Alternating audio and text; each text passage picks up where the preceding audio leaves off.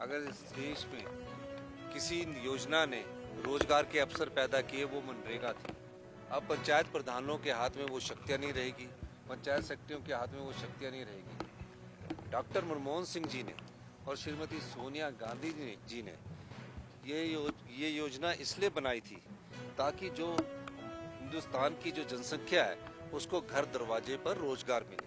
Bharatiya Janata party ने जो गांव में रहने वाले युवा साथी हैं, जो मजदूर हैं, जो गरीब हैं, जो महिलाएं मनरेगा में काम करके अपने परिवार का पेट पालती थी, जो युवा, जो बुजुर्ग गांव में रहकर अपने परिवार का पेट पालते थे, अब उनके पेट पर भारतीय जनता पार्टी की सरकार ने लात मारी है।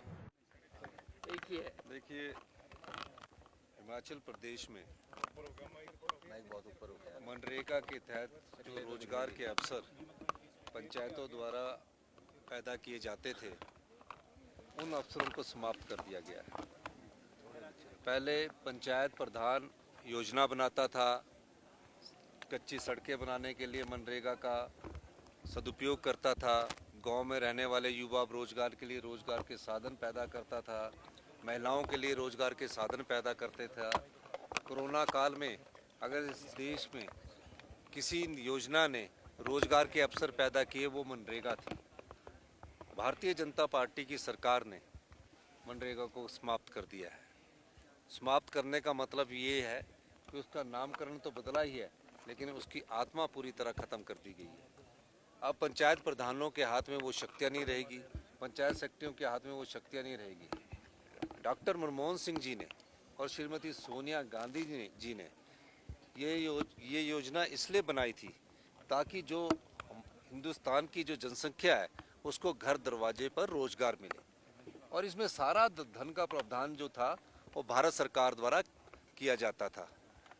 जिस समय ये बिल पास हुआ तो विश्व का एक ऐसा बिल था जहाँ घर दरवाजे के पास 2 किलोमीटर के दायरे में रोजगार के अवसर पैदा करने पड़ेंगे। अगर अवसर पैदा नहीं होंगे तो उन्हें बेरोजगारी भत्ता दिया जाएगा। इस प्रकार की योजना पिछले 20 साल से चल रही थी। भारतीय जनता पार्टी ने जो गांव में रहने वाले युवा साथी हैं, जो मजदूर हैं, जो गरीब हैं, जो महिलाएं मनरेगा में काम करके अपने परिवार का पेट पालती थी, जो युवा, जो बुजुर्ग गांव में रहकर अपने परिवार का पेट पालते थे, अब उनके पेट पर भारतीय जनता पार्टी की सरकार ने लात मारी है। हिमाचल प्रदेश संगठन की तरफ से आज 2 घंटे का धरना दिया गया था, जिसमें हमारी राष्ट्रीय महासचिव श्रीमती रजनी पाटिल जी भी उपस्थित थी। मैं एक बात और कहना चाहता हूँ, कई बार इनके नेता आके कहते हैं कि हमने 90 टन हिमाचल को मिलेगा। जो मनरेगा थी, जो पिछली मनरेगा थी, उसमें 100% हमको भारत सरकार से मिल रहा था। अब जो इनकी जो नई योजना है जिसका नाम इन्होंने जी राम जी दिया है, उसमें ये इन्होंने 90 टन का वो 90 टन का 90 टन का एक उन्होंने कंडीशंस लगा दी है, जिसमें 90% जो दिहाड़ी है वो देंगे, 10% हमारे उससे देंगे, तो क्योंकि 100% हमारी सरकार उसको देती थी। तो इस कंडीशंस को भी लगाकर उन्होंने हिमाचल प्रदेश के साथ कुठाराघात किया है। मैं ये भी कहना चाहता हूँ कि मनरेगा में अब जो गांव के कच्चे रास्ते बनते थे, तालाब बनते थे, छोटी छोटी योजनाएं बनती थी, उसको सबको भी इस योजना के द्वारा समाप्त कर दिया गया है।